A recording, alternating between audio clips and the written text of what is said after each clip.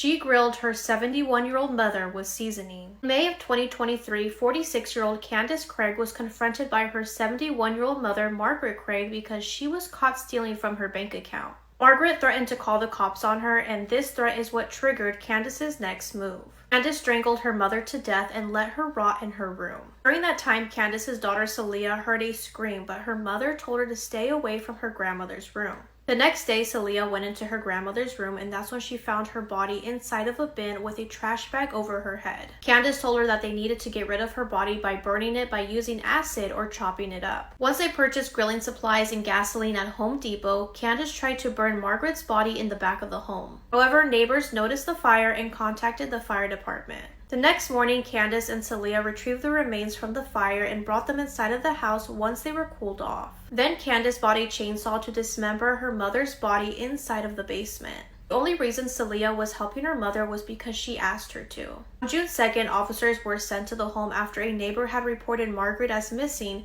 and as soon as they arrived, they could smell human decomposition. They even saw blood and human tissue near 3 white plastic trash bags. When officers looked into one of those trash bags, it appeared to have brain matter inside. Investigators later discovered a chainsaw, cutting utensils, cleaning materials, and blood splattered throughout the basement. Candace and Celia were both arrested, but Celia ended up being released since she was cooperative with police, and Candace was sentenced to life in prison. No women wanted them, so they SA'd and unalived a 12-year-old girl. Johann Rangel and Franklin Jose had no luck picking up women at the bar that night because no women wanted them. Instead of just giving up, Johann and Franklin decide to follow a 12-year-old girl, Jocelyn Nungare, to a convenience store. The two men asked Jocelyn for directions, pretending like they were lost. Then they managed to lure Jocelyn underneath a dark, isolated bridge. The men forcibly removed all of Jocelyn's clothing. Then the men tied Jocelyn's arms and legs together and proceeded to horrifically SA her. After SAing Jocelyn, the men strangled her until she passed away. Then they threw Jocelyn's body into some shallow water underneath the bridge. The men have not been sentenced yet because their trials have not yet taken place. Johann had bite marks and scratches all over his arms while he was getting arrested. That means that 12-year-old Jocelyn fought back hard, attempting to defend herself during the horrific 2-hour assault. Jocelyn was incredibly brave, and I truly commend her for that. But what do you guys think about this case? She helped to solve her own murder from beyond the grave. I'm True Crime Caitlin, and this is the murder of Bernadette Walker. 17-year-old Bernadette was a photography student living in Peterborough. She was part of a very big family. She was one of 10 children living in the Century Square home alongside her parents, Sarah and Scott Walker. Bea was described as being a little bit shy, but once you got to know her, you would learn that she was bubbly, she was energetic, and she was funny. She was very creative and expressionate. She wasn't scared to sport brightly coloured hair, which as someone who used to have green hair themselves, I can totally respect. For many years, Bea had been carrying a devastating secret, and come 2020, it really started to impact her life negatively. Her friends began noticing that Bea was experiencing bouts of depression, and whenever they reached out asking what was going wrong and asking her to tell them what was the matter, Bea said that she couldn't tell them. On the 18th of July 2020, after spending the night at her grandparents' house, Bea would disappear. Her stepfather Scott had picked her up, and during the journey back home, Bea would leap out of the car and then legged it, running away, and she was never seen again. It took Sarah 4 days to report Bea missing to the police, and that is because at first she wasn't exactly worried that Bea had run away. That was because Bea had still been texting Sarah. However, after Sarah hadn't heard from her daughter in over 24 hours, that is when she contacted the police asking for their help. 6 weeks would go by, and detectives had investigated every single tip that came in and avenue that they could investigate, but all of these efforts led them no closer to finding Bea. They started to believe that now they were no longer looking for a missing person, but instead were looking for a body, they started to think that something nefarious had happened to the teen. It would be during a search of the family's locked garage that detectives would get their biggest break in the case, the most vital piece of information, and that came from none other than B herself. The detectives recovered B's diary, and inside she wrote an entry so chilling that it sent shivers down the investigator's spine. This entry read, in part quote, "Told my mum about my dad and the abuse. She called me a liar and threatened to kill me if I told the police." I have covered B's case in its entirety in a brand new episode of my podcast, True Crime with Caitlin. This episode is ready for you all to go and listen to and stream right now wherever you get your podcasts. After listening to the episode, make sure to come back to this video and comment down below letting me know what you think. This case is absolutely angering and devastating, and I really want to hear your opinion on it. Two employees were closing up a Blockbuster store for the night when they saw a man looking through the window. He wasn't coming in, he was just watching them. It was the night of the 4th of April 1994 in Dallas, Texas. 20-year-old Brad Lindsay and 26-year-old James Armstrong were just about to finish their shift. They were young guys, but they were super hardworking, and honestly, what a job. Just imagining Blockbuster now just makes me feel so nostalgic. What I would give to go back in time and have one more Blockbuster night. But these guys noticed something really weird when they were in the store. Now, it was quite dark outside because it was late at night, and this one man was like on his own, kind of lurking around. They were like, is he waiting for somebody? Is he waiting to speak to us maybe? Maybe he's coming into the store. So Brad was like, I'll go outside and ask if he's okay. And as he walked out, this man kind of scurried off into the distance. Very odd, but the guys got back to work. Less than an hour later though, the man returned, this time armed. The mystery man forced the two employees into the back room and demanded that they empty the safe. And they were like, okay, we'll open it, just don't hurt us. The problem was the safe was actually on like a system where it wouldn't open that late at night. Despite them jabbing in the correct code multiple times, it just wouldn't open, and the armed intruder was getting very angry. It just kept flashing red error, and the men started to panic. Suddenly, James saw his opportunity and decided to run, but a loud bang then immediately rang out and he just fell to the ground. Brad knew what was coming next. By the time Brad and James were found, they were cold and lifeless. Sprawled on the Blockbuster floor, it had been a cold-blooded double murder. And understandably, the community was absolutely shaken. I mean, who would have done such a thing to these young boys? Turned out that the killer had only managed to steal just under $400. Like, that's what these two people's lives were worth. But it wasn't long before police received a call, and it was actually kind of a helpful call because it was a young female voice on the phone, and she said, guys, you know that double murder? My boyfriend has admitted to me that he was the one that did it. Jackpot, right? Surely they'd got the right guy. He was Leon Dorsey, just 18 years old. Was this really the callous murderer? Well, police decided no. They didn't really investigate him very well at all.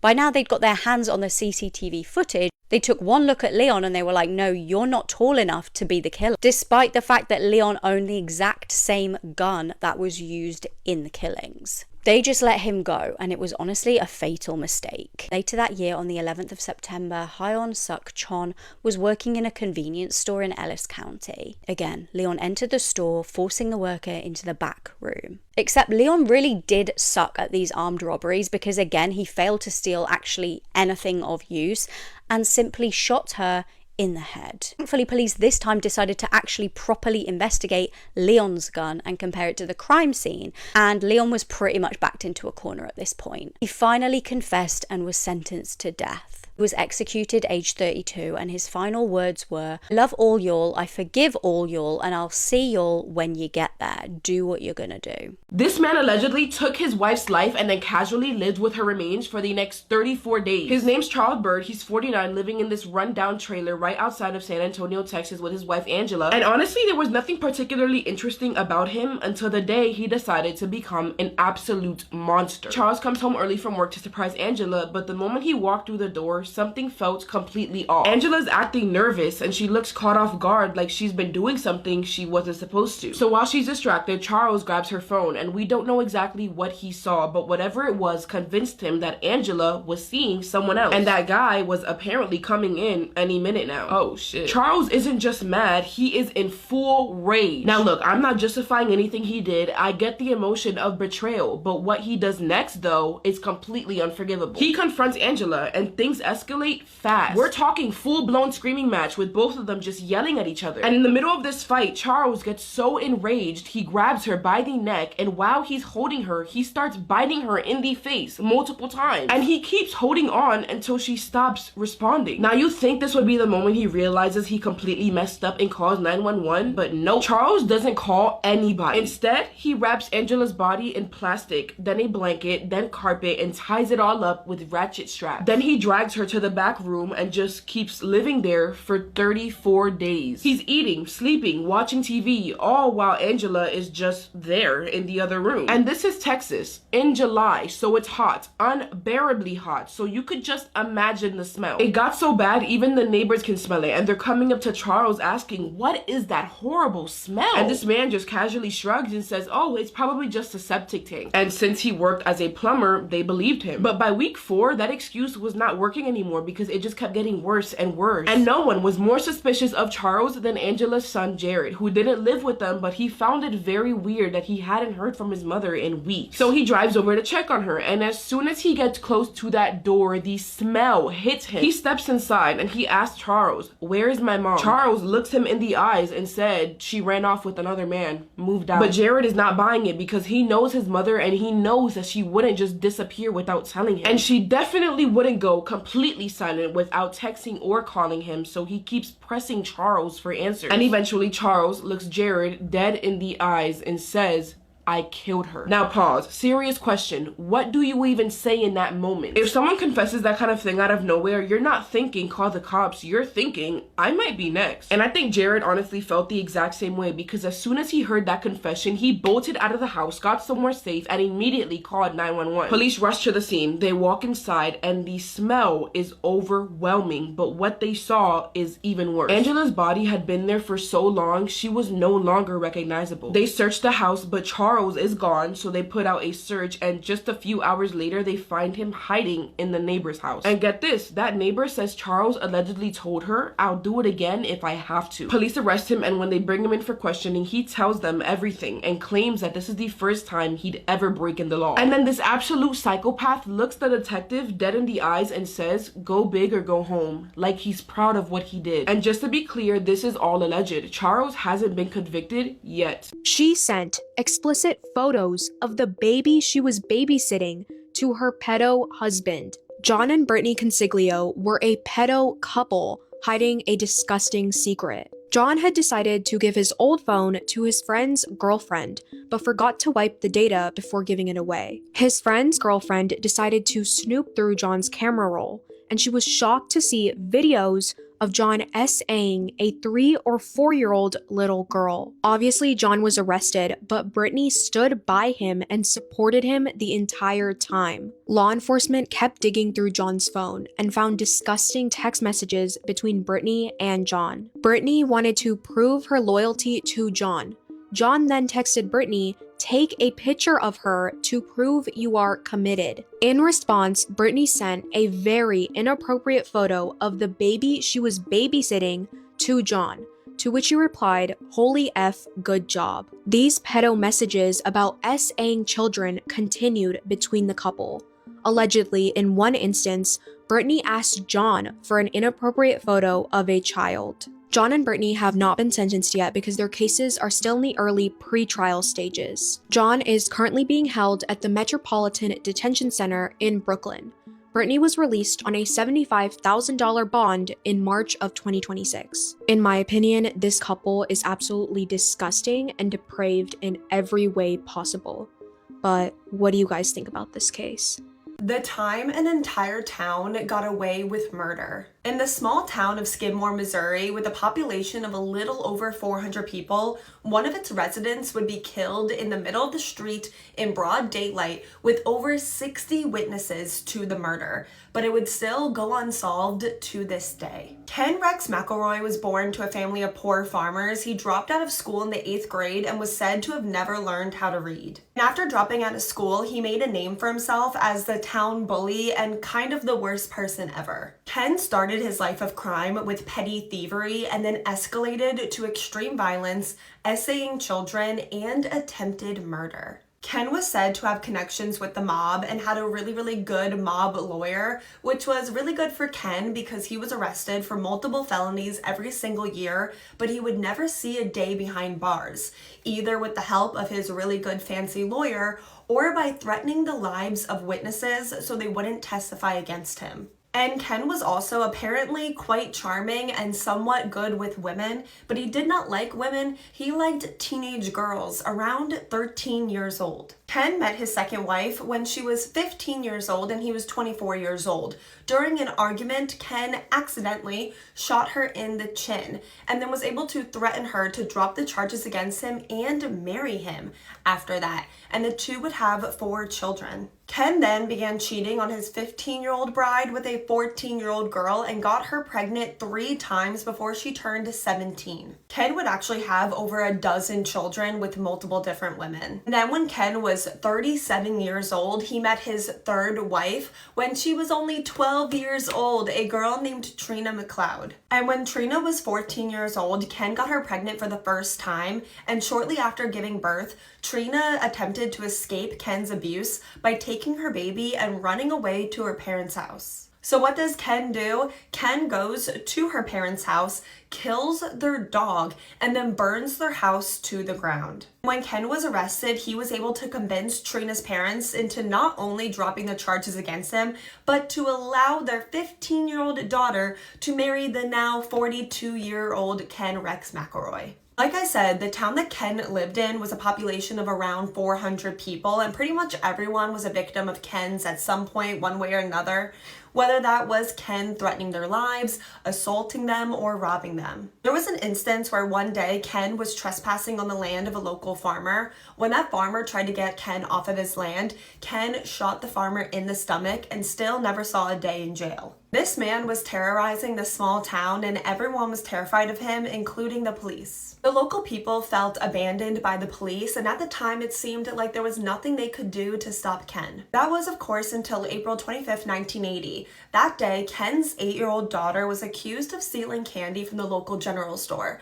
The local general store was owned by a 70-year-old man named Bo Bowenkamp and his wife. When Ken heard of this incident, he actually began to not only threaten, but stalk the elderly couple. And he continued to stalk and threaten the couple until July of that year, when Ken drove to the store and shot the 70-year-old Bo Bowenkamp in the neck at close range. Luckily, Bo Bowenkamp survived, and for the first time in Ken Rex McElroy's life, he was found guilty of a crime, but he was not convicted of attempted murder. He was convicted of the lesser crime of second-degree assault and was sentenced to only 2 years in prison, but was quickly released on bail attempting his appeal. And by the next day, Ken was back in the local bar with a firearm threatening the life of Bo Bowenkamp, and the town of Skidmore, Missouri had finally had enough. On the morning of July 10th, 1981, Ken was back at his local bar, and at the exact same time down the street, a town meeting was being held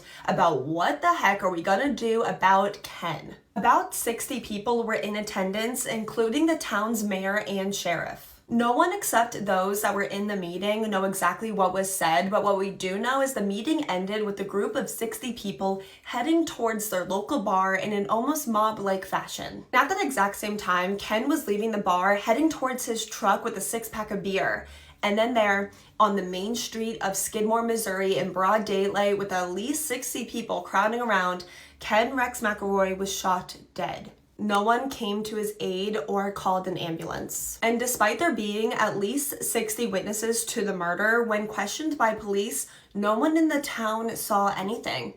No one saw who shot Ken. No one in the town ever said anything to this day. The FBI even got involved, but no one was ever arrested for the murder of Ken and to this day, the murder of Ken Rex McElroy is still unsolved. This is such an interesting and bizarre case of vigilante justice. I'm really interested to get your guys' take on this case and if you think murder is ever justified. Leave me all your thoughts in the comments, and while you're there, please let me know what case you want to see me cover next. I love you guys so much, and I'll see you guys tomorrow with another video. Is this woman really lying about her dad being a serial killer who might have ended the lives of 400 people, or is she just trying to get attention? I don't know why I did that.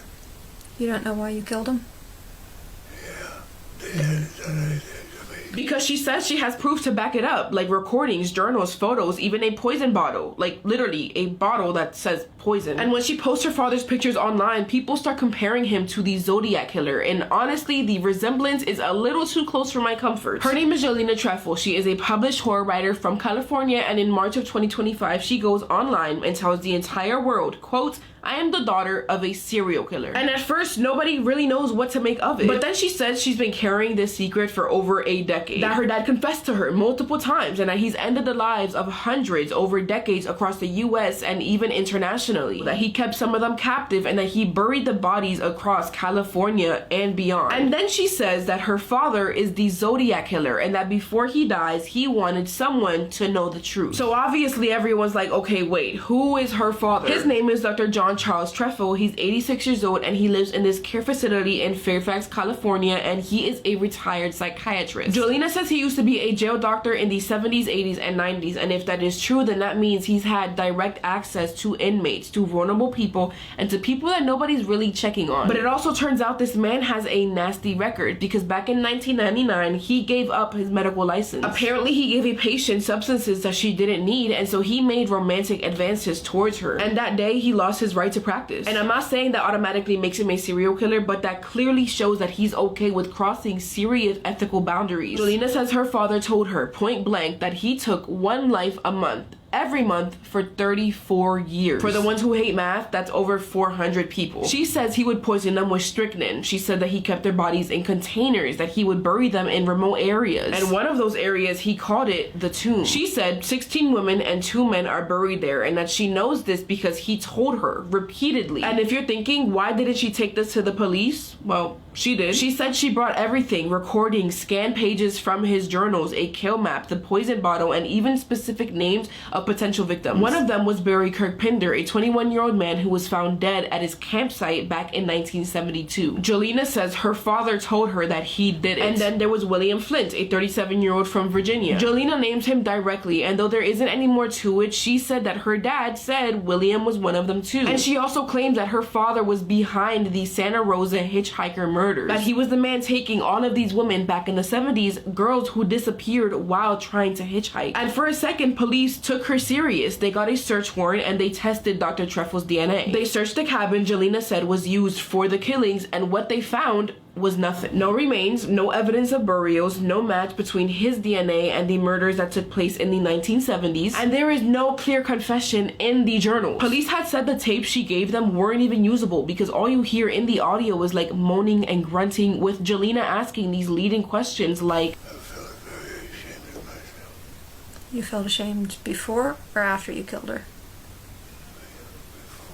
and then suddenly her whole story started falling apart. She writes horror books. I mean, she said it herself that she uses writing as a way to process her own trauma. And it starts to raise this really uncomfortable question, like, is this real, or is this trauma that's been turned into a story? But here's one thing, just because it's not proven doesn't mean it's not true. But either way, honestly, the truth might just be going down to the grave with him. Because Dr. John Treffel is 85 years old, he's suffering from Parkinson's, he's unable to speak, and completely uncooperative with police. Please let me know your thoughts on this one. I love you. Mwah, group hug. It terrified me as a child, and the reconstruction on Unsolved Mysteries has haunted me ever since. It was 1996 in Austin, Texas. Little 6-year-old Catherine Corzelius was just the sweetest, kindest little girl. She was always very polite, always very sweet to other children, but one day she was out with her mum and her brother Chris, just picking up gifts for the dad's birthday. And her dad was actually an incredibly cool dad. He had a really cool job. He was the tour tour manager for John Bon Jovi. That's the kind of thing I would have made up at school to try and get the other kids to like me. Now, the family lived in a very small, friendly neighborhood, the type of neighborhood where nothing bad ever seemed to happen. So on the way home from this birthday shopping trip, Catherine was like, "Mum, can I please stop at the local post box just to pick up our post and then walk home?" Now, it literally wasn't far at all, and Catherine was very used to making this trip. She knew it like the back of her hand. And also, it was a different time back then. We kind of just were left to our own devices as kids. So her mum was like, "Yep, sure." She was confident Catherine absolutely knew her way home. But weirdly, Catherine was taking ages. The mum unloaded the shopping and she was kind of like, well, why is Catherine not back yet? She kept glancing at the clock and she just realized something isn't right here. She started frantically going around all the neighbors saying, "Have you seen little Catherine?" And they were like, "No." So she jumped straight in her car and was like, "I'm going to drive around the neighborhood and see if maybe she's got injured, maybe she got distracted." And I cannot imagine seeing that day what Catherine's mum saw as she drove round the corner in her car. She saw Catherine's lifeless body lying in the middle of the road. She immediately raced out of that car, raced towards her daughter and was like, "Please be okay." By some miracle, she was still breathing, but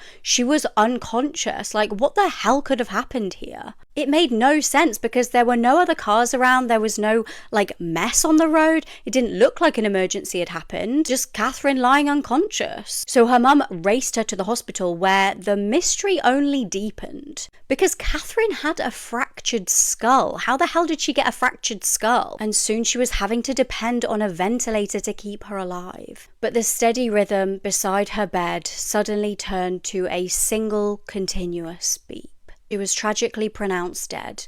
She could never even tell anybody what had happened to her. And doctors were stumped. It kind of felt like it had been a hit and run, but her body was found in the opposite direction than she would have been heading in. Catherine knew that route like the back of her hand. Why would she suddenly go the totally opposite way? And her autopsy only confused things further. She had these abrasions on her body that experts could only explain by the fact that she'd been thrown or jumped from a moving vehicle, which again made no sense. Why would she even be in a vehicle, especially one going the wrong way? Was Catherine approached by somebody sinister at the post boxes? What do you think? Catherine's mum said the most unnerving part for her was that Catherine was lay like you wouldn't expect her to be lay, almost like she'd been laid out by somebody intentionally. She had her hair smoothed down and she almost had her clothes almost tucked by her. It was 15 minutes that she was gone. What the hell could have happened in 15 minutes? Now, officially, Catherine's death is classed as suspicious,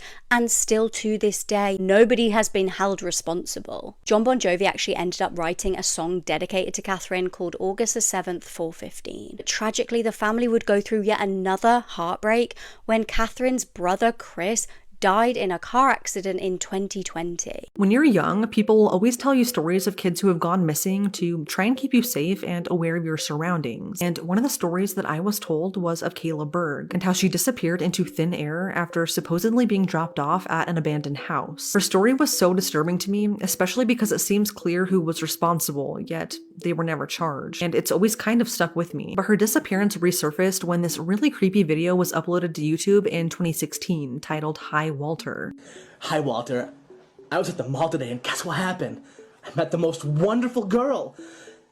We went shopping at JCPenney's and she tried on a lot of clothes.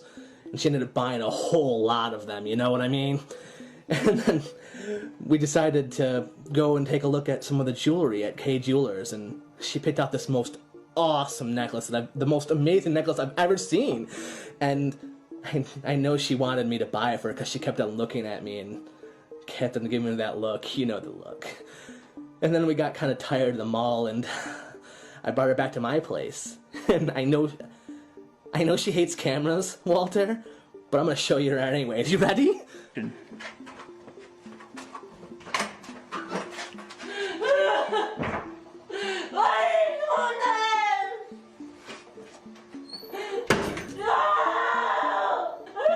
It went viral because the girl in the video resembled Kayla, and some thought that it was actually her. It was found to be a fake video and not her, but it was really disturbing, and for some reason I can't stop thinking about it, so Let's talk about it. So in May of 2009, 15-year-old Kayla was living with her mom in Texas when she found out that her dad had been diagnosed with cancer. The two had recently moved to Texas from Wisconsin because Kayla's mom wanted a fresh start and a new job. So the two packed up and moved together. Kayla did have an older brother, but he stayed behind in Wisconsin with her dad because he was over 18 and decided that that's what he wanted to do. But their move was cut short when Kayla's dad got cancer, and as his health started to decline, she decided she wanted to move back home to Antigua to be closer to him in case anything were to happen. So the two packed up their bags once again and moved back to Wisconsin. But it wasn't long after being back that Kayla started to get into some trouble. She wasn't doing anything crazy, but she was doing what 15-year-olds sometimes do, like go to parties out of town with her friends, and they would sometimes meet up with older guys. It's definitely dangerous, don't get me wrong, but I feel like we've all done this a time or two in the past. In early August of 2009, Kayla and one of her friends went to a party, but they didn't tell either of their parents where they were at. And when they didn't hear from them all night and into the next morning, their parents started to panic. And literally as they were filling out a police report, the girls called them to let them know that they were okay. And it seemed like everything was good. But just a few days later, the feeling of panic for Kayla's mom would return, except this time it would never leave.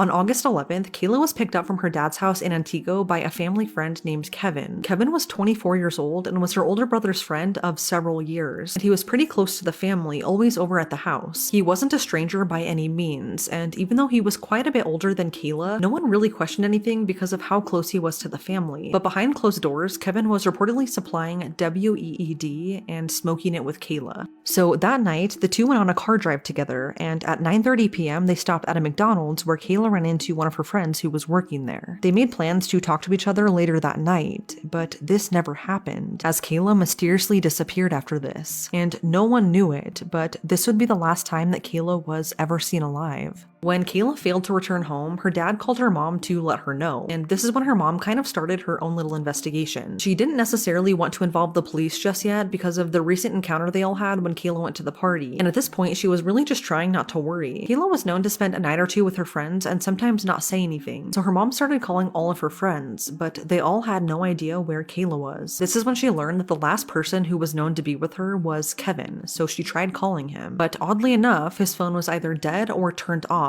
and he didn't answer Kayla's mom for hours. But even then, Kevin only chose to text her, and he was saying a lot of back and forth things. At one point, he told her, quote, "I don't remember, there's a lot of one-way streets in Wausau," end quote. But eventually, he told her that he dropped Kayla off somewhere in Wausau. She again tried not to worry, especially because she knew Kevin fairly well, and that made her feel better because at least she wasn't out with a stranger. So then Kayla's mom decided to call Kayla's on-again, off-again boyfriend, 19-year-old Miguel. They weren't dating at the time, but she figured that he could possibly know something. But he didn't know anything either, and it was around 5 days later when she officially reported Kayla missing to the police. Antigua police initially listed Kayla as an endangered runaway, and when none of her friends knew anything, their focus shifted to Kevin, as he was the last known person to be with her. This is when his story starts to get strange, and none of what he says adds up, like at all. Kevin told police that he drove Kayla 35 miles southwest to Wausau because she asked him to drop her off at her boyfriend Miguel's house on Highway 52. This was an immediate red flag because, first of all, Kayla and Miguel weren't dating at the time, but also because Miguel no longer lived at the house where Kevin supposedly dropped her off at, and Kayla knew this. In fact, Miguel's old house had been condemned and abandoned, and he hadn't lived there in quite some time. Kayla was fully aware of this, and had actually gone to a party at his new house just the week before, so there was absolutely no reason for her to have asked Kevin to drop her off at this abandoned house in the middle of the night. According to police, there's actually no proof that Kayla ever even made it to Wausau. It's only what Kevin is saying happened. And there's no digital evidence proving this either. His cell phone data says that he never drove to Wausau that night. Authorities then searched Kevin's home in Deerbrook, where he lived with his parents, and they also seized his car. They were looking for anything they could tying him to Kayla, and items of interest were found, but nothing led them to Kayla. In 2009, Kevin was charged with second-degree reckless endangerment, and it was assumed that he had something to do with Kayla's disappearance, but no one could prove it. Police also focused on Miguel, and after combing through his digital footprint, they found that his phone pinged twice in Lincoln County the night Kayla was last seen, so they decided to search those areas, but again, they found nothing. Miguel never reached out to Kayla's family after she disappeared to help or just check in, which they find odd since the two had a history together. 2 years after her disappearance, a second search at Kevin's parents' house was conducted, as well as a potato farm where he worked. Authorities brought in cadaver dogs which found more items of interest, but still, nothing led them to Kayla. It was at this point that a judge dropped the charges against Kevin because they didn't have enough evidence on him. Over time, there have been multiple searches for Kayla, even involving the National Guard, and police have interviewed so many people, but no trace of Kayla has ever been found. Her case would soon fall cold, but then in 2016, a video titled Hi Walter was posted on YouTube that went viral and caused her case to come back to the public eye. So that creepy video quickly went viral, reaching over 3 million views. It's disturbing for obvious reasons, like the girl being tied up in the back, but what made this video go viral was the fact that many people thought that this girl resembled Kayla. This sparked the FBI to get involved, and after tracking the creator of this video down, they found that the video, although weird, was fake, and the girl in it was an actor. So they were able to rule this out, and it's horrible that this was ever connected to Kayla. But her family says that the one good thing to come out of it is that more people know about her story. Although Kayla is still missing, there are still searches for her, even to this day. In 2019, a search was conducted in the Nicollet National Forest, but it didn't provide any clues. And then in 2023, a tip from a Wisconsin inmate led authorities to search in Kewaunee County, which is over 100 miles from Antigo. It wasn't ever specified what this inmate said that made authorities believe him and search in this area, but after cadaver dogs were brought in and after digging for 2 weeks, nothing was ever found. Kayla's family still believes that Kevin knows something, even though he's never been formally charged in connection to her disappearance. So much time has passed, and the McDonald's that Kayla last went to, along with Miguel's old home, has since been torn down. What's heartbreaking is the fact that Kayla's dad lost his battle with cancer just 2 years after Kayla went missing, and he died never knowing what happened to his daughter. It's stories like Kayla's that really disturb me, because even though she vanished into thin air, what happened to her and who was responsible seems so clear, and it's just a shame that she still hasn't had any justice. Her family still wants her story out there, and they definitely deserve answers. But it's now been 16 years, and whatever happened to Kayla that summer night remains a mystery. So the question then is, how do you do this? The answer is you don't, because you're a normal person blessed with common sense and without a sick and twisted mind. On a regular Wednesday in February of 2026, a mother walks into a police station to sit down for an interview. She's ready to talk about something that happened a while back. The story is, she had a boyfriend, she's an adult, he's 41 years old now. They met, got along, started dating, and it really worked out because she had children and he had 2 daughters of his own. So they just kind of had things in common. He also happened to be a middle school teacher at her daughter's school. In fact, he was the daughter's teacher, which was cool because not only did they work on having this loving relationship, but the daughter also saw him often. Her kids spent a lot of time with him outside of school, and throughout the course of their relationship, they just kept getting closer and closer. So much so that when it got to be winter break, the woman and her kids spent the entire 2 weeks at his house. The man's name is Daniel Lalive. Daniel was a teacher at a middle school in Central County, Florida. I believe it was in a suburb just outside of Orlando. Thankfully, he will never step foot in there again. And if you didn't know him, you could think that he was just a regular middle school teacher, trusted with children every single day, part of the community, decent guy. But according to the allegations against him, Daniel is the farthest thing away from a decent guy. What investigators have alleged is that Daniel was not only a teacher who crossed a line with a student, but he was a man who built an entire plan, deliberately, methodically, and patiently around gaining access to a child. So it was October of 2023 when Daniel began dating the mother of one of his 13-year-old students. Like I said, things were going well until they weren't, because there was something concerning about the attention that Daniel gave the 13-year-old girl inside and outside of the classroom. Call it what it is, it was grooming. At school, Daniel and the victim spent time alone in his classroom before and after school. He would ask her to stay longer than any of the other students would. He had a designated drawer in his desk specifically for her, filled with her perfume and a blanket. He made scheduling changes to have her added to more of his classes so that he could spend even more time with her. He allegedly held her hands, hugged her, and at times rubbed her thighs during the times that they were alone.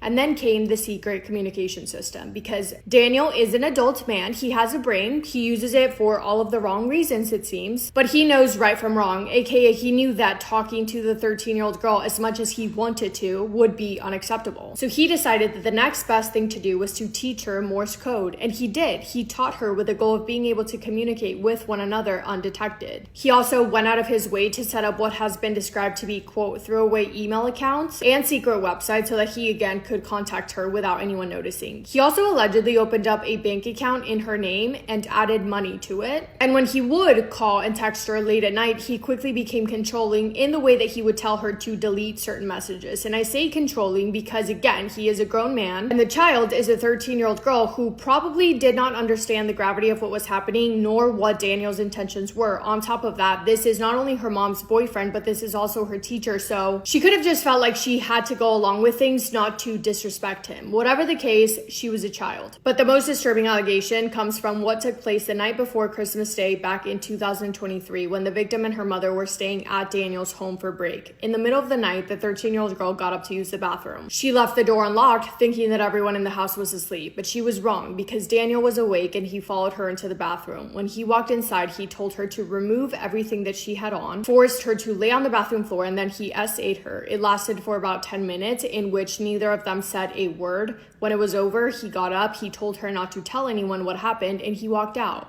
And it sounds like very soon after, the girl told her mom what Daniel had done to her. That ended up ending the relationship between him and the mom because she broke up with him. But another shocking detail comes from Daniel's behavior after the breakup, because when he saw the 13-year-old girl post-breakup, he told her that he only got into a relationship with the mom to be able to get closer to her. So that same day in February of 2026, after authorities held that interview with the mom, they interviewed the daughter, and it's during that she told them what happened in the bathroom at his house during winter break. Daniel Lalif was investigated by the school board twice back in 2024 due to allegations about questionable conduct. Neither investigation resulted in criminal charges at the time. However, he was placed on administrative leave in April of 2026. The county public schools confirmed that he ultimately decided to resign before he could be fired in 2024. So he quit, and he was then told that he was not going to be eligible for rehire. Fast forward to earlier this year, more than 2 years after the SA, the victim and her mother came forward, and the victim disclosed everything during a forensic interview with investigators, and then police moved quickly. On Monday, March 30th of 2026, Daniel Philip Lalif was taken into custody from his house in Florida. He was arrested, charged, and held without bond. A judge ordered him to remain in custody at his brief court appearance. So as of now, the latest update that I could find is that he is still being held without bond, but no trial date has been set. However, two things that you guys are probably thinking. One, why did so much time go by in between when things took place in 2024 to the arrest in 2026? And two, what can we really expect to happen with this case? To answer number one, I assume the time gap was just because of how the process of these types of cases goes. Obviously, Daniel and the mother broke up back in 2024, and that was also the year that he quit before he could have been fired. But had the mom and or the daughter been in contact with law enforcement about Daniel back then too? I'm not sure. But before making an arrest, authorities would have had to sort through the evidence, the bank account, the different interviews, finding deleted and or hidden emails and messages. That all takes time, obviously, to gather together, but it's important to make sure that when the arrest does come, they have enough to keep him in custody. But I can say for certain when the first time was when the mom and the daughter got in contact with the police. As far as number two, because there is not forensic evidence in this case, and most of the evidence does come from witness statements, my guess is that even they will not want to, they will have to have the victim, the daughter, testify on the stand against Daniel, which is the thing that you kind of want to avoid, right? Because you don't want the kid to have more trauma than they already do. But that might be what ends up happening. Regardless, the good thing is that he has been charged with first-degree felonies, so hopefully there is justice that is served. That's all from me today. Let me know your thoughts. Hope you guys are having the best day. If not, go do something to make it the best day. Make somebody happy, and I will see you in my next video. Massive kiss on the forehead to every single one of you. 15 years after her son was kidnapped, he would turn up to his mother's door, warning her not to go to the police or his life would be in danger, before speeding off, never to be seen again. I'm True Crime Caitlin, and this is the disappearance/kidnapping of Johnny Gosch. John David Gosch was born in 1969 and raised in Des Moines, Iowa. Known to everyone as just Johnny, he was described as a kind, friendly, fun, upbeat, energetic young boy who was determined and very hard-working. He picked up his first job as a paperboy when he was only 11 years old, and he had picked up this job because he wanted to save up his money to buy himself a new dirt bike, along with having enough money to buy some supplies for his model rockets that he was building. Either his dad, who was also named John, or his mum, who was named Maureen, would accompany Johnny as he did his paper route, pulling along a red wagon with a squeaky wheel around the streets in the early hours of every Sunday morning. On the evening of the 4th of September 1982, Johnny was trying to barter with his mum a little bit. He was telling her that he believed he was old enough to go and do the paper route by himself now. He had been doing it for around about a year. He was confident with his route, which he knew like the back of his hand.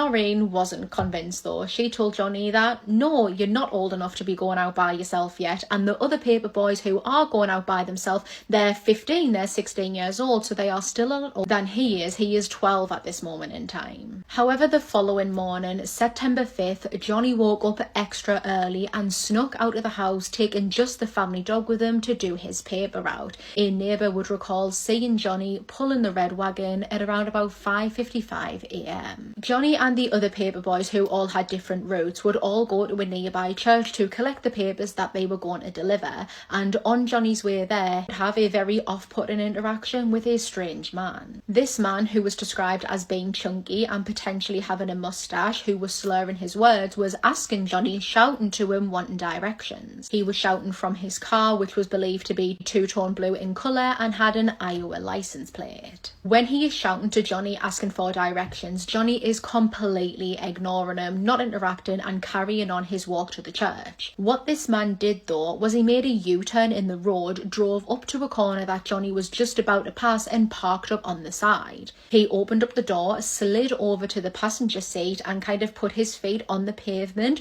so he's still sat in the car but his legs and his feet are both out of the car, and as Johnny is walking past, he leans over to him again asking for directions, and when Johnny ignores him again, this man goes on to ask other children, the other paper boys, the same question. Johnny told another older paper boy who was 16 that he felt a little bit scared and very uncomfortable by this man, so Johnny had collected his newspapers and decided that he was going to make his way back home, potentially to wake up his dad to come and do the round with him. When Johnny separated from the other paper boys going to make his way back home, this weird man got back into his car, flicked his internal light on and off 3 times, almost as if he was making a signal, and then drove off. A couple of hours later, Noreen would begin to get phone calls from the nearby residents who were asking where their newspapers were. Johnny was very punctual when it came to his newspaper round. He took this job very seriously. He actually only just won a Perfect Service Award, so for him to have not delivered the newspapers on time or not deliver them at all was very out of the ordinary. John, who again is Johnny's dad, decided to go out and walk the newspaper route to see if he could find his son and see what was going on. This is when, only 2 blocks away from the family home,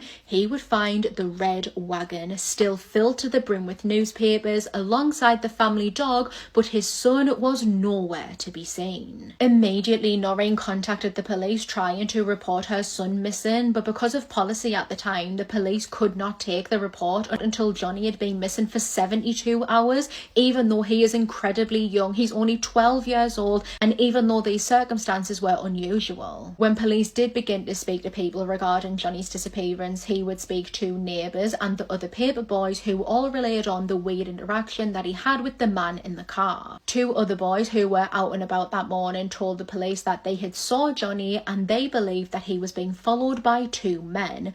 Another neighbour would recall hearing a car door slam, wheels screeching as they drove off, and when she looked out her window, she saw the red wagon filled with newspapers and the family dog, but no sign of Johnny. She would also say that it was a silver car that took off, not a 2-toned blue car like the weird man had been driving. Years would go by without any real progression on the case of the kidnapping/disappearance of Johnny Gosch. During this time, other children would go missing under very similar circumstances, however their cases were never formally linked. Over the next couple of years, there would be several sightings and signs of life from Johnny. A woman in March 1983 said that she was out and about walking in Oklahoma when a young boy being chased by 2 men ran up to her. This young boy asked the woman for help, telling her that his name was John David Gosch. She would go on to report this to the police, who essentially brushed it off. It wouldn't be until months later, when she was sat watching the news, that a segment on Johnny aired, and she recognised that boy immediately as the boy who ran up to her in Oklahoma. She contacted the tip line and relayed this event onto the person on the tip line, and the FBI, along with private investigators, agreed that that boy likely was Johnny. On another occasion, a woman is in a supermarket and she's checking the change that she's just getting from the cash register when she notices that one of the notes has some writing on it, and the writing said, quote, "I am alive, Johnny Gosch." 3 handwriting experts alongside Noreen and John all looked at this note and they all agreed that it was Johnny's handwriting. The most infamous and highly debated sighting of Johnny Gosch would occur in March 1997. By this point, he had been missing for 15 years. It was the middle of the night when Noreen would be awoken by the sound of people knocking on her door. She walked through her apartment and opened up the door, not believing what she was seeing. There was stood 2 men. One of the men she didn't recognise and the other she immediately recognised as her son Johnny Gosch, who now would have been 27 years old. Allegedly, he solidified his identity by showing Noreen a birthmark that he had on his chest. Bear in mind that this birthmark was mentioned within the news outlets who were reporting on Johnny. If this was Johnny, he was nervous. Every time he spoke, he kind of looked to the man next to him, almost as if he was getting permission to speak, or if this man was watching him, making sure what he was saying. The 2 men stood with Noreen for around about an hour and a half. The man she didn't recognise did not say a word, whereas the man she believed to be her son spoke with her for the full 90 minutes. During this time, he gave no hint about where he was, what he was doing, what had happened to him, nothing like that. He eventually abruptly said that he had to go, and before he left, he warned Noreen to not contact the police. If she contacted the police, she could be putting his life in grave danger. So for a long time after this interaction, she never ever did, and that would be the last time that she ever saw who she believed to be her son ever again. There have been many theories surrounding what may have happened to Johnny. Many people, including his own father John, didn't believe that the man who showed up at Noreen's door was actually Johnny. Could it have been someone pulling a cruel prank on a devastated mother? This wouldn't be the first time that something like this happened to Noreen. At one point many years before, she had received some photographs on her doorstep, and the photos showed a young boy lay on a bed bound and gagged, and this boy resembled Johnny. It would later be confirmed that that wasn't Johnny, and these photos were just sent by some older kids who were just wanting to mess with Noreen. Really early in the investigation, she would be conned out of thousands of dollars after paying a fake ransom to someone who claimed to have her son, and she paid this fake ransom up to $100,000, I believe, in order to try and get him back. But again, this was just a con artist. He had nothing to do with Johnny or his disappearance. Noreen believes that her son Johnny Gosch was kidnapped and placed into a child S-ring, where he is likely still at today. You'd think after having your baby abducted, when she was found alive and well, you'd be absolutely over the moon, but the reunion didn't quite go as planned. It was the 10th of July 1988 in Jacksonville, Florida. Shannara Mobley was just 16 years old and was about to give birth. Obviously, she was just a baby herself, but she had made the decision that she was ready to be a mum, and she could not wait for the birth of her daughter. And when her child, Kamaya, was born, Shannara could not have been more happy. She was in an absolute little love bubble. And as you would be after you give birth, she was a little bit groggy. So she was like lying there with her little baby, and the nurse came up to her and said, "We just need to go and check her over." She was still recovering. She was like, absolutely fair enough. Like, she didn't think too much of it. But if you haven't guessed already, that nurse was not a nurse. It's actually crazy to me because I covered a case recently where this exact same thing happened. Like, I feel this is absolutely wild, but it clearly happens more than I realized. By the time that the penny dropped that this had actually been a random woman, a random kidnapper, it was far too late. And Shannara, bless her, this young girl, she was absolutely sobbing on the TV, begging for her baby back. And even worse than just having your baby stolen, Shannara then had to put up with the police trying to pin this on her. They were actually accusing her of having organized this somehow and like sold her baby. Absolutely wild. Her life just spiraled downhill. She went into a deep depression, as you'd expect. She just could not move on and get over the loss of her child. Meanwhile, in South Carolina, a woman called Gloria Williams had given birth to a baby girl. This was little baby Alexis, and she looked after baby Alexis. She brought her up. She gave her a really nice life. Alexis grew up to be a beautiful, really well-rounded girl. She was super close with her mum, Gloria, and her stepdad.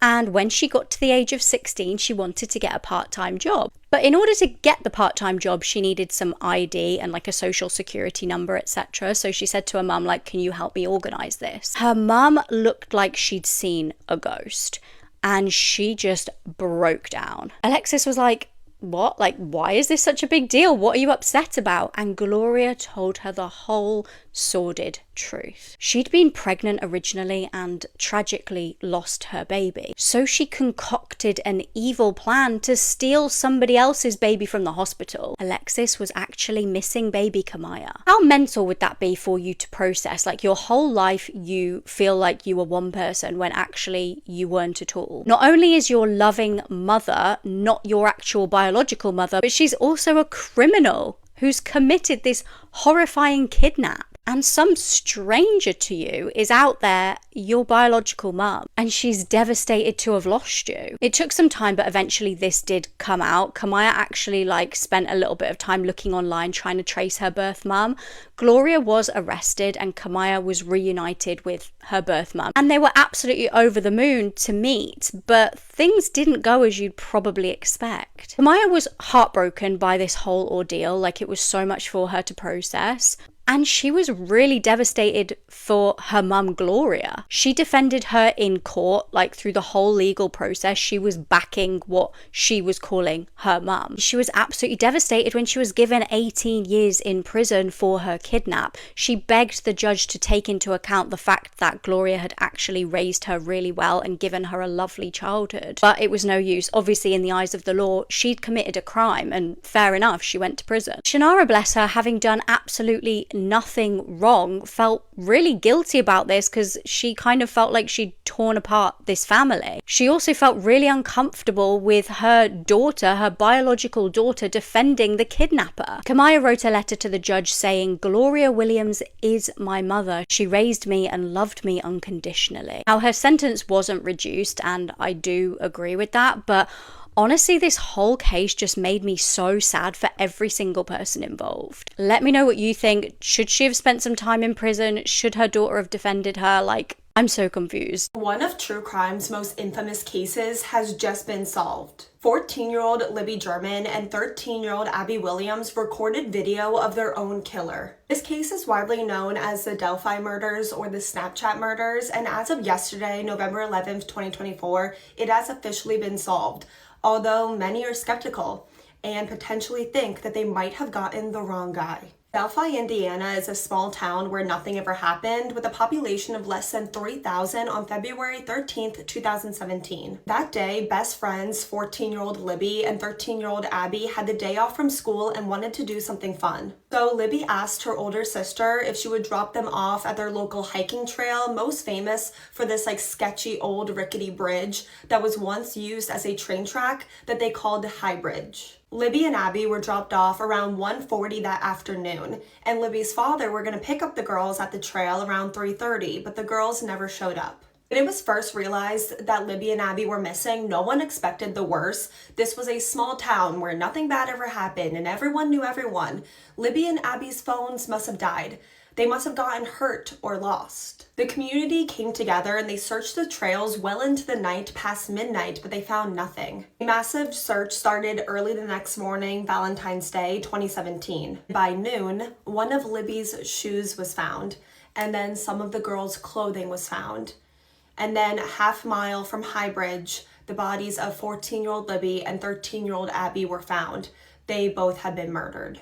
And when investigators looked at Libby's Snapchat account and her phone, it showed something truly chilling. About 15 minutes after being dropped off, Libby posted a photo on her Snapchat story. It was black and white of the High Bridge. And then a few minutes later, she posted a photo of her friend Abby crossing the bridge. But the next thing that Libby recorded with her phone is equal parts terrifying and brave. In a video recorded on Libby's phone that has never been released to the public in its entirety, Libby and Abby talk about a man that is following them. And Libby, at only 14 years old, records a video of this man that is following them, their killer.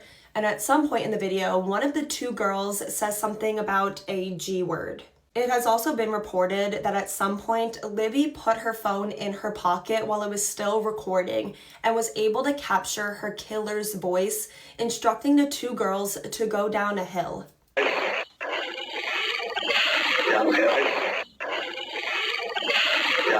Snippets of the man and his voice were released to the public in hope of identifying him, but remember, these are only snippets of a much longer video that we will likely never see. The investigators kept almost all other information on this case sealed from the public, and to this day, it hasn't even been officially announced how Libby and Abby were killed. And despite this being a small town where everyone knew everyone, they were having a hard time identifying this man and solving this case. They had witnesses that were on the trail that day that believed they saw a bridge guy. They were getting thousands of tips. They released this sketch in 2017, shortly after the murders, who they believed they were looking for. They said this man was between the ages of 16 and 40 and was average height and weight. 2 years later, in 2019, they released this sketch and said, based off witnesses, that this is the guy they were looking for, which was really, really confusing because the two sketches look nothing alike. This case had so much attention on it, there were so many leads, but it still went unsolved without an arrest for 6 years. And then in October of 2022, pretty much out of nowhere, an arrest was made. 50-year-old Delphi resident Richard Allen was charged with the murders. But still, so much information was being held from the public, but what we do know is that Richard Allen has been on the police's radar since the beginning of the case. Within a few days into the case, Richard Allen actually admitted to police that he was at the trails and on the bridge the day of the murders, said that he went there to go watch the fish. He described the clothes that he was wearing that day as a blue jacket, jeans, and a hat. He also denies seeing the two girls, but claims to have seen every other witness that saw a bridge guy. But their biggest piece of evidence was from a bullet that was found between Libby and Abby's bodies. And this was a bullet that reportedly came from a firearm that was registered to Richard Allen. It is important to note, though, that we later did find out, it was never officially released, but through court documents, that a firearm was not the weapon used in these murders, and actually a sharp weapon was used to cause the injuries that ended the lives of Libby and Abby. It has also been reported that Richard Allen has confessed to killing Libby and Abby at least 5 times, twice to his mom and his wife of 30 years in prison phone calls. Although during his trial, he chose to plead not guilty. During Richard Allen's trial, no cameras were allowed, so everything we know from the trial has come from secondhand reports, which has been very, very frustrating. And there's a lot of people that believe that the police got it wrong, and they're kind of pinning this on Richard Allen just to try and solve the case. And people believe that he's innocent because there's no DNA evidence or forensic evidence that linked him to the murders. Also, witnesses that reported seeing the killer said that he was younger, had a boyish look, and other witnesses reported seeing someone who was average or taller in height, and Richard Allen is a shorter guy. He's about 5'4". But it is important to note that eyewitness reports have always been unreliable, but I totally understand people's frustration. This is such a big case, such a well-known case, and so many people want justice for Libby and Abby, and it's so frustrating that we don't know all the information and we don't know everything that the jury heard during the trial. But just yesterday, on November 11th, 2024, the jury came back with Richard Allen guilty of all charges, and he will be sentenced. Right now, they're saying he'll be sentenced in December. But still, there's people all over social media that are shocked that this came back with a guilty. They don't think that there's enough evidence that proves that Richard Allen is guilty, but I truly don't believe that we know all the information, and I do think in the next few weeks and months we'll learn more. The case is so heartbreaking to me. These two girls are so young, and I think they have gotten lost in their own case. These were two girls that had the day off from school, and instead of sitting inside all day, they wanted to go outside and go on this little hike, and their lives were brutally stolen from them. And it's very, very brave and heroic that these two girls, took the initiative, realized that something was wrong. This man following them scared them so much, and they took the initiative to not only take video of him, but also secretly record audio of him. I believe that more information will come out in the next few days, weeks, and months, so definitely follow me to keep you guys updated. Leave me all your thoughts on this case in the comments. Do you think Richard Allen is guilty? Do you think he's innocent? Do you think there's not enough information that at least we know? And while you guys are in the comments, please let me know what case you want to see me cover next. I love you guys so, so much, and I'll see you guys tomorrow with another video. This is the story of Antonio Simpkins. 23-year-old Julian Williams, who was born in Baltimore, Maryland, moved to Augusta, Georgia at a very young age with his father, Markeith. His father said he wanted a better life for the two. In 2011, when Julian was 17, he was over a friend's house playing video games. It was other guys over there too, and Julian was getting the best of one of the guys, and he didn't like that too much. So he stood up, pointed a gun at Julian, and shot him point blank in the heart. The doctors gave Julian a 20% chance to live, and he beat the odds. He pulled through. They was calling his survival a miracle. But the shooting changed Julian. You know, his mobile skills, the way he was thinking, he was delayed with a lot of stuff. He had short-term memory loss. One of his cousins said that he would get in the shower, get out, get dressed, and then he will get right back in the shower. He basically had to relearn everything, but Julian's big concern was graduating with his class. So his auntie worked overtime in helping him to do that, and it worked. He got to graduate with his people. Even though Julian was labeled disabled, he was tired of living at home. He felt that he's still able-bodied, he still can walk, he could talk. He was still a little delayed when it comes to the mind, but you know, he felt like he could live by himself. And that's what he did. Even though his father was a little nervous about it, he let his son be free. On March 25th, 2017, Julian went to a basketball game with his cousin. While at the basketball game, his cousin is noticing that Julian ain't really into the basketball game. He's all into that phone. Then she noticed that he was texting a girl back and forth. That's what had his attention. When she dropped Julian off later that night, she decided to text him around 1 or 2 a.m. because ever since the shooting, Julian has a hard time of sleeping. And she said Julian always texts back. But this night, he did not. She texted Julian 2 more times and still didn't get any answer. When the sun came up, she texted Julian's father, asking him, have he heard from him? And that's when Julian's father decided to go to his apartment. When he got to his apartment, he noticed that it seemed like Julian had left in a hurry. He had half-eaten food. He had clothes everywhere. So this is when they started to worry. Julian's father asked for the footage from the camera that was in front of his apartment building. And on that footage showed Julian leaving his house after his cousin had dropped him off, standing on a corner waiting for a cab to pick him up. About 48 hours had passed and still no word from Julian, so his family decided to try to track down the cab driver. They was literally standing on the corner flagging down cabs, and that last cab that they flagged down knew exactly who Julian was. The cab driver told the family that he was wondering what happened to Julian because he dropped him off in a sketchy area. He dropped Julian off on Spider Web Road, which was in Beach Island, about 20 miles from Augusta, Georgia. Julian's family pulled up to Spider Web Road. It was full of abandoned trailers. I was about to sit. I gotta watch my mouth. It was men standing around everywhere looking at them. Julian's father and uncle was kicking in the doors of the abandoned trailers looking for him, but still no Julian. 72 hours has passed and Julian's family is just now reporting him missing. The police felt like they lost a lot of valuable time with the late report, but the first thing they did was pull Julian's phone records. The cab driver said that Julian was trying to make a call all night.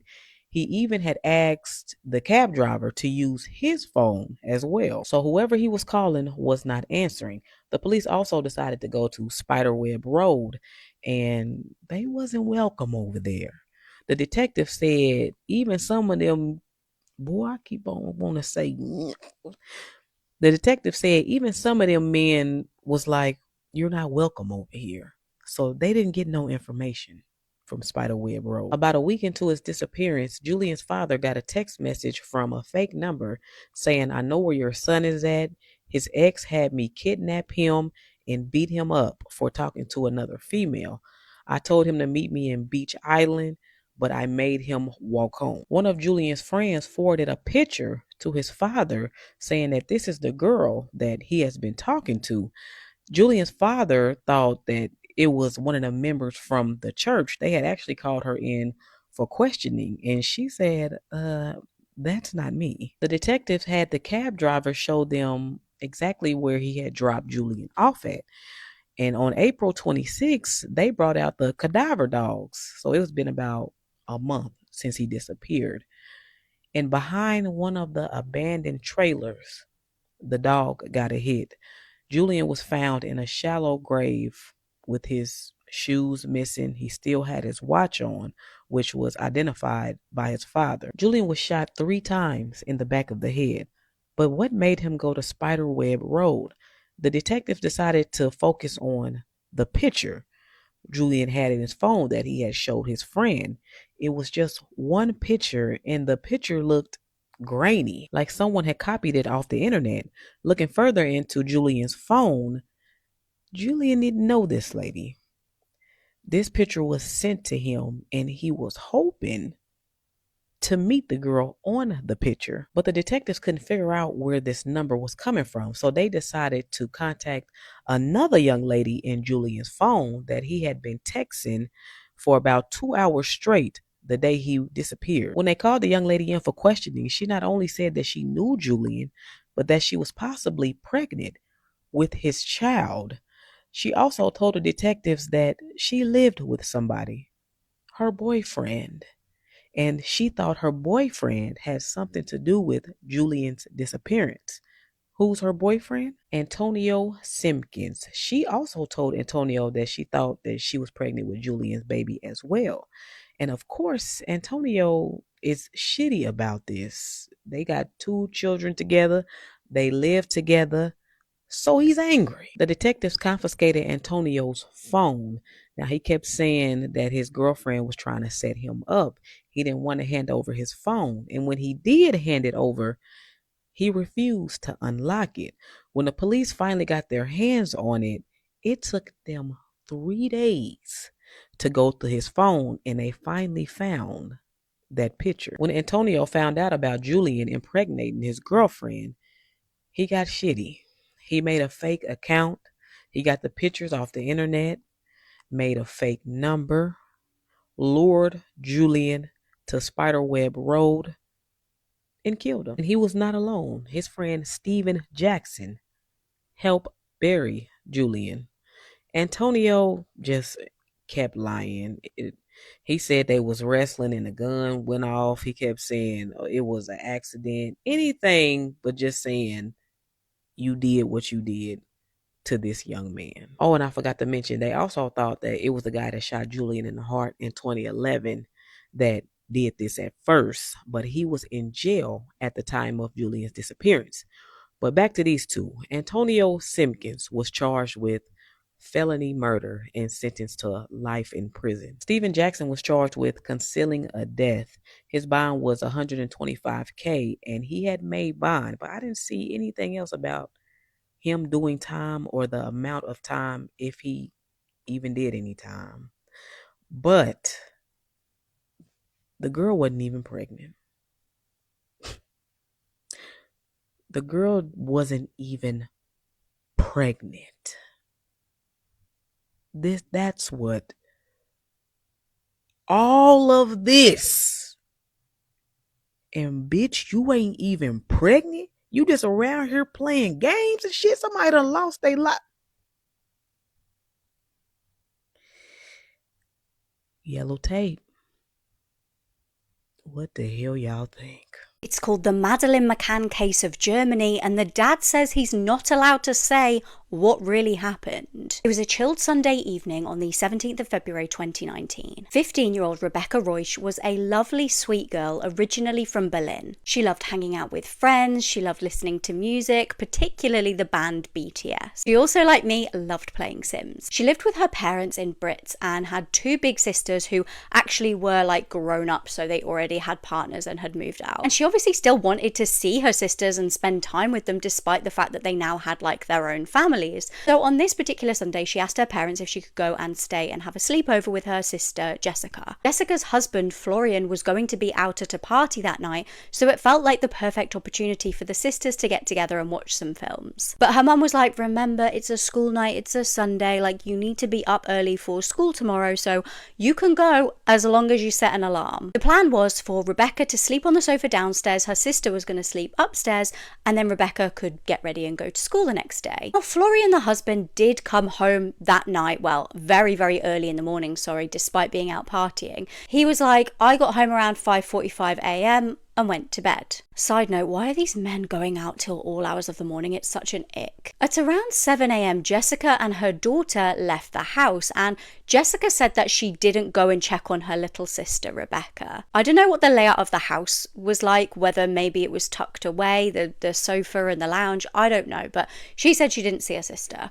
Meanwhile, the mum was calling Rebecca, trying to wake her up to be like, Rebecca, make sure that you get to school today. When it went to her voicemail, she was like, oh my God, I knew this would happen. Like, she's obviously slept in. She rang Florian, but he immediately hung up the phone, which was weird. But he then rang her back to be like, yeah, Rebecca's not here. I don't know where she is. Her mum thought, okay, well, maybe she's on her way to school. Maybe she's already left and she was running late and she just isn't able to talk to me right now. But it was weird because she sent her daughter a WhatsApp message which delivered but was never read. And things would only get more worrying. She never showed up to school that day, so her mum had no choice but to phone police. And it wasn't just Rebecca that was missing, it was all of her stuff. Her overnight bag, she had apparently got like a little Michael Kors handbag that was just into thin air.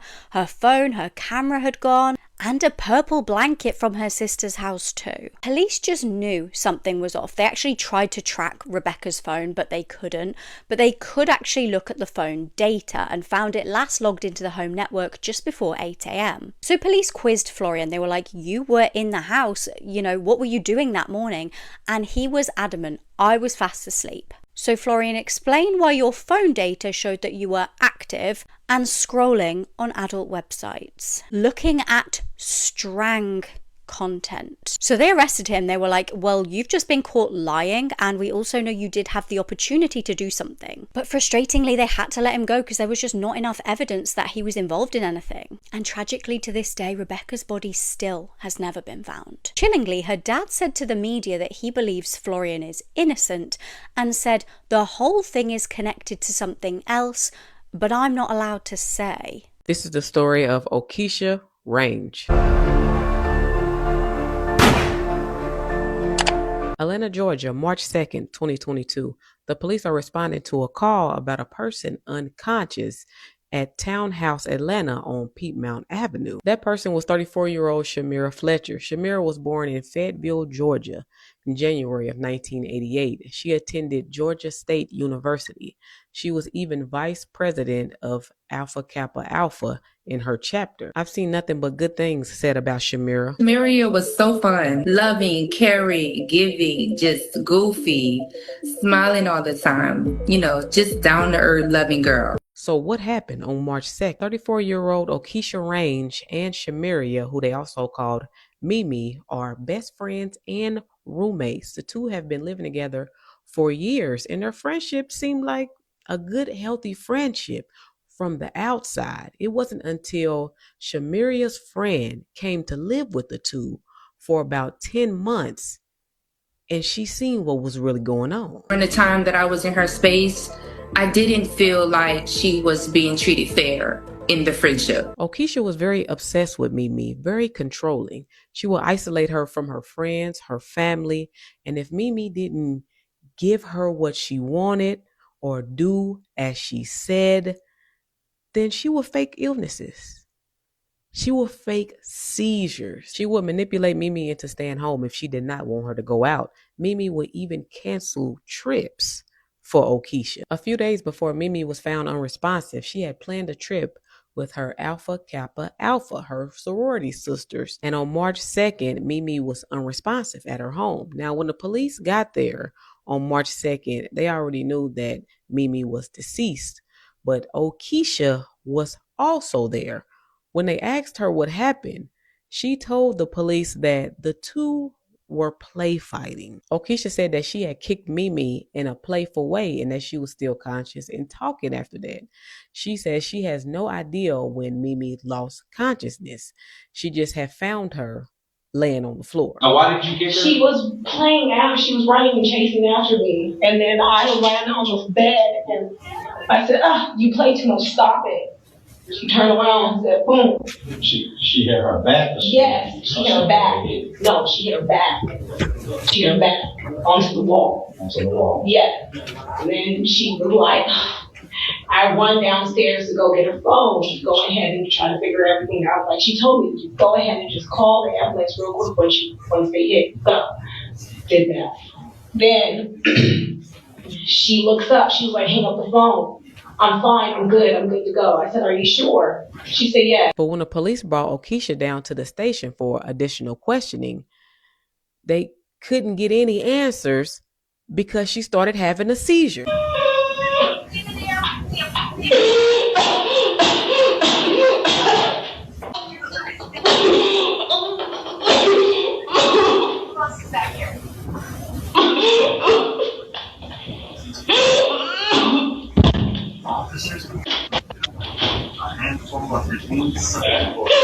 That's pain? Huh? Talk to me. You don't have COVID, do you? Oh, seizure. Sit down. Sit down. I don't want you to fall. So what's going on? Are you not feeling well? God. Okay. Do you have a history of seizures? Yeah. Yes. We had seen you guys earlier that day from coming from my doctor's appointment like 2 months ago. Do you take medicine? Yes. What is it called? Do you know? No, I don't Was it like like it. Keppra or you don't take it? No, because I don't like it. I just want to stay all natural and healthy. They let her faking ass go because they didn't have enough to hold her on. But when Mimi's autopsy report came back, she was beaten. She had contusions from her head to her feet. She had died from strangulation. Okisha was arrested on March 8th, about 6 days later. Miss Raines, we're inside your apartment with an arrest warrant signed by a magistrate judge. All right, we have a right to be here. You're making this dangerous when I can't hear you or see you. I know you're inside. Please talk to us. You come on down. You were scaring us for a minute. Yeah, come on down. We're just going to take you to talk to somebody. No. Some small risk, girl. Charged with felony murder and aggravated assault.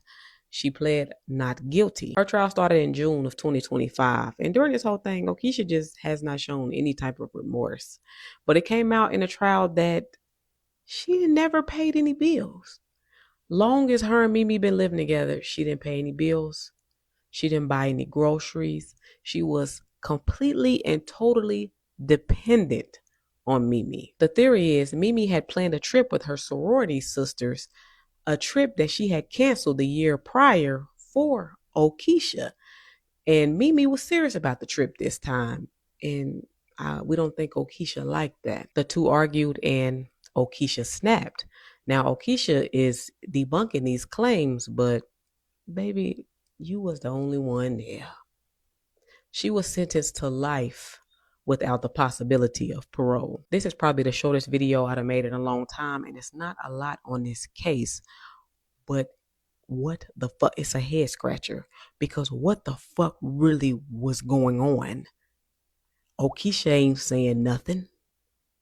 Mimi can't say nothing. What? This is something deeper in this relationship that was going on. And I want to know. Because what the fuck? Ain't no friendships that deep. Ma'am, are you okay?